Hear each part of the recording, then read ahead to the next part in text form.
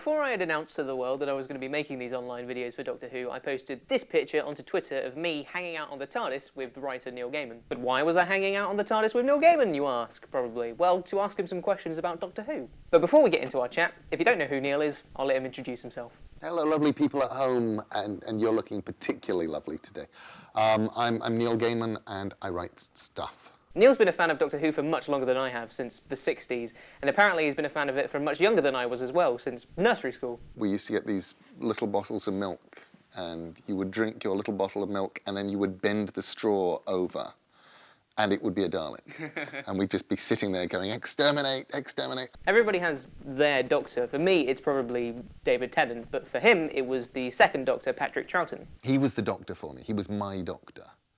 And then John Pertwee was an actor playing the Doctor, but he was still sort of the Doctor, and so was Tom Baker, and by that point, you know, by Peter Davison, no, it was just a guy playing a character. I feel like now, with Matt Smith, that new Doctor Who fans are having to do the same thing. You have to get used to the idea that he's the Doctor now.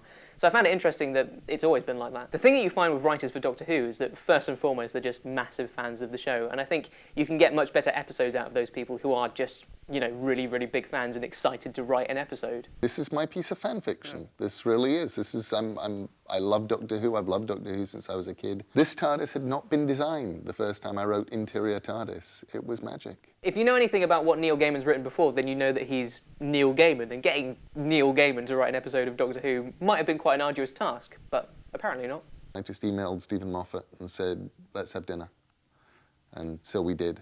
Making your own opportunity. And halfway through the dinner, you know, it was a very strange dinner because I kept saying things like,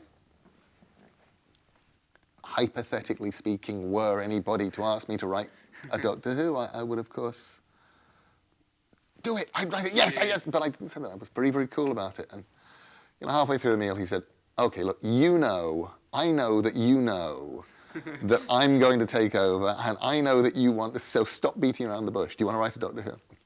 I phoned him up a couple of months later and said, "I've got an idea," and told him my idea, and he said, "Yes, I like it." And the great thing about having my idea that early was that I could say things like, can we keep the old TARDIS set around? Not only is Neil taking us back to the old TARDIS, but he's also taking us to bits of the new TARDIS that you don't usually get to see. One of the things that you always ask yourself if you watch Doctor Who is just what's it like further inside the TARDIS? With some Doctors, with Tom Baker at one point, with William Hartnell at one point, with Peter Davison, we got in and we saw certain rooms. But there isn't any TARDIS corridor. You know, now there is. So are we having fun yet?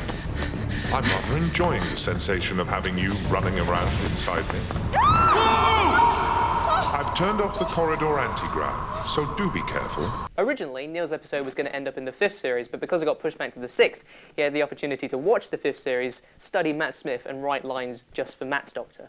The Doctor at the end turns to Amy and Rory and says, "Okay, I've rebuilt your bedrooms. Go find your bedrooms."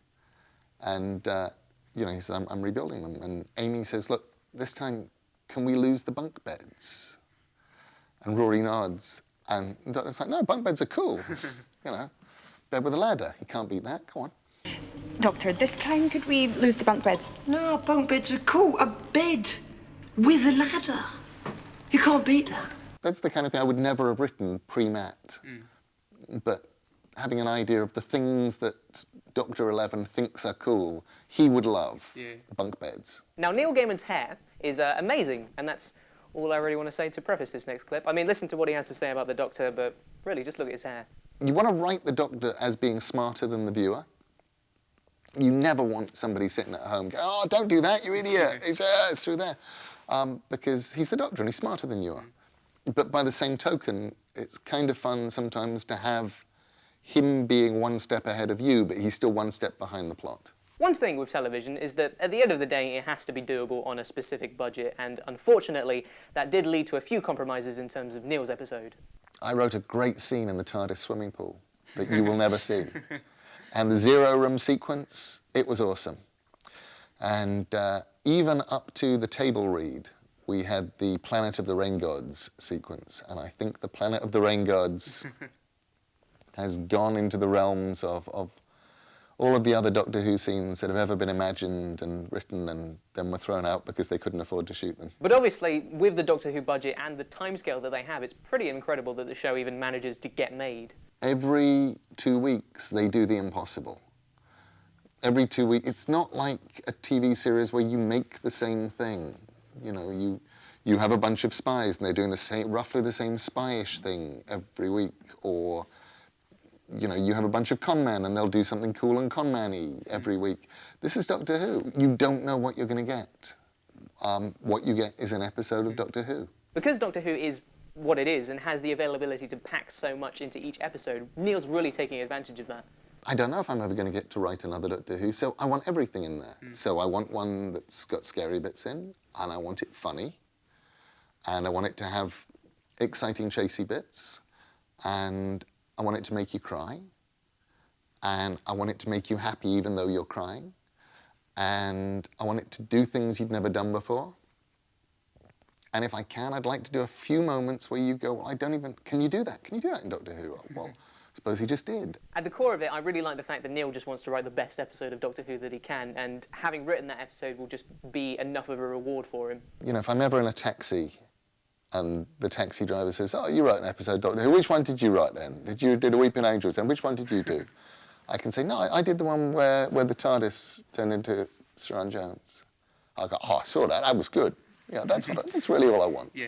It's a thumbs up from a taxi driver who remembers the episode. And that's it, the end of the interview. Neil Gaiman, everyone. What a nice guy. Thank you for your time. It's been lovely.